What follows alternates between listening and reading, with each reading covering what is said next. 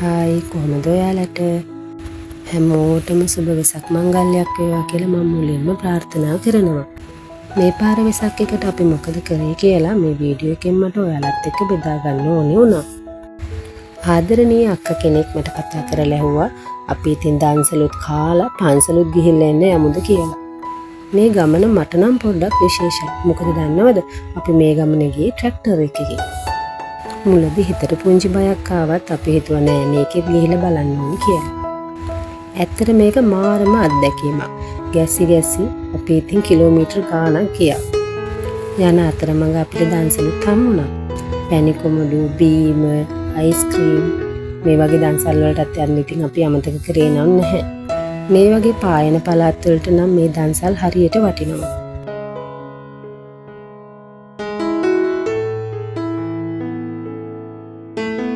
මේ ගමන නම් මාරයි. මොකද දන්නවද?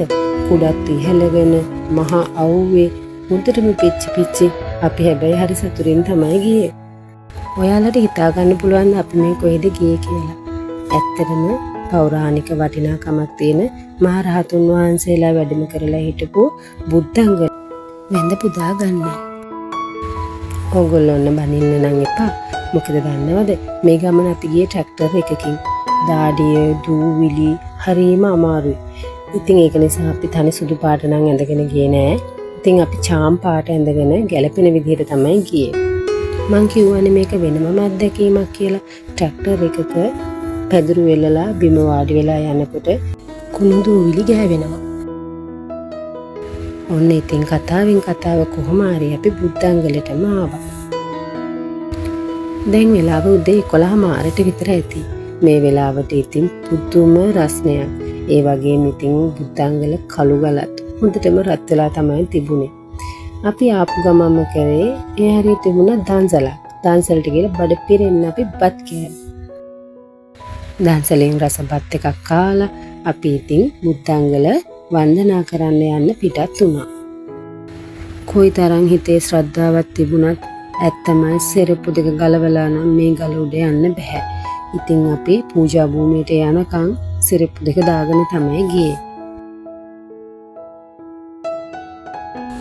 මේ ගමන යද්දි මට හිතෙන්නේ අපි වැඩිපුරම කරේ වතුර බොන එක.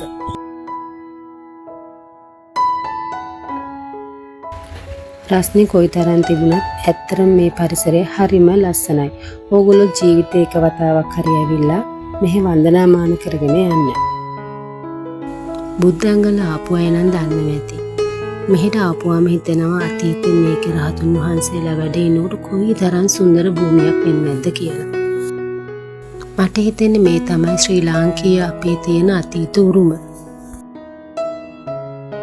නැගෙනහිර පළාතේ අම්පාර කියන්නේම මං හිතන්නේ මේ වගේ පෞරාණික වටිනාකමින් යුත් භූමි පිහිටි ලස්සන ප්‍රදේශයක්. මේක බලන ඔයාලටත් පුළුවන් වෙලාවක් තිබුණොත් ඇවිල්ලා මේ පැත්තේ තියෙන පෞරාණික වටිනාකම සුන්දර වටපිටාව බලලා යන්න පුළුවන්.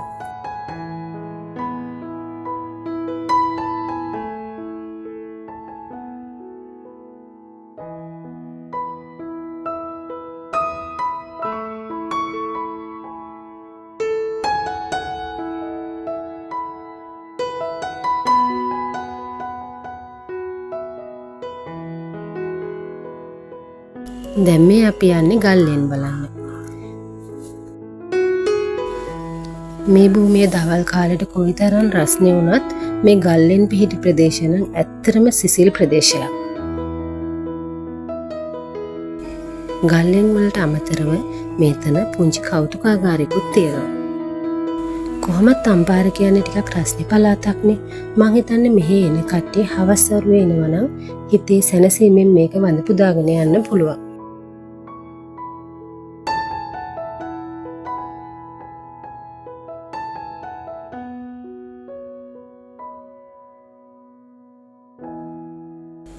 ඔන්න අපි ආව ගල්ලෙන් බලන්න.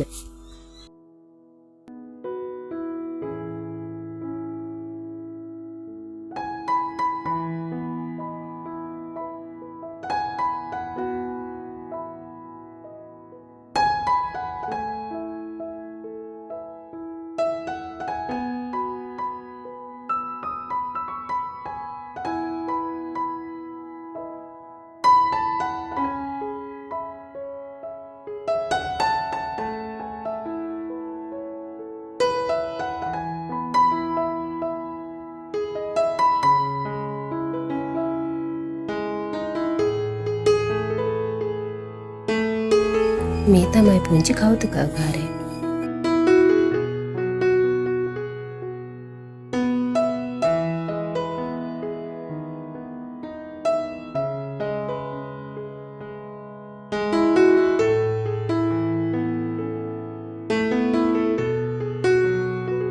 පැය දෙකමාරක් විතර ඉඳලා ඔන්න අපි ටික ටික පල්ලම් බැස්සා. ඇත්තටම හරිම මහන්සි, පුදුම බඩගින්නක් තිබුණේ. අපි වන්දනා කරලා පහලට එද්දී එතන බත් අන්සලක් තිබුණා. මම හිතන්නේ මේ වගේ තැන්වල හරිම වටින දෙයක් තමයි ඒ. මොකද කඩවල් නෑ, කන්න දේවල් ගන්න තැනක් නෑ. ඉතින් මේ වගේ තැන්වල දන්සල් දෙනකොට මං හිතන්නේ ගොඩාක් පින් සිද්ධ වෙනවා.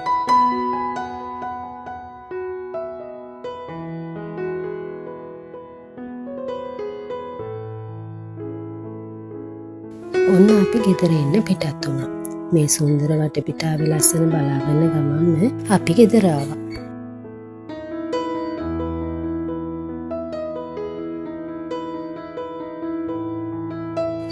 මම මුලින්ම කිව්වා වගේ ඇත්තටම මේක සුන්දරම සුන්දර අත්දැකීමක්.